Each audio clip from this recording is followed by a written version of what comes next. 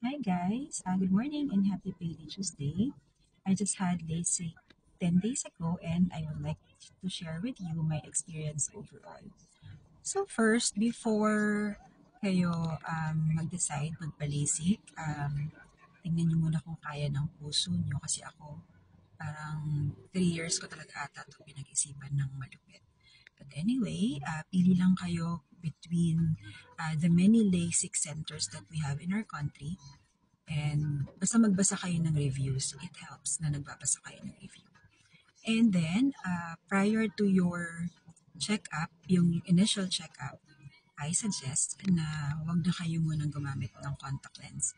Kung kaya nyo at least a month na hindi nagko-contact lens, better para before your check-up, madedetermine na agad if dry ba yung eyes nyo, if there's a need para sa inyo yung mag-treatment muna before your procedure because that is what happened to me.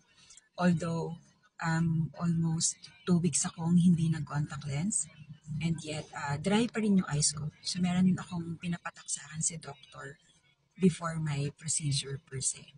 So that's the first part. See you sa next video. Thank you.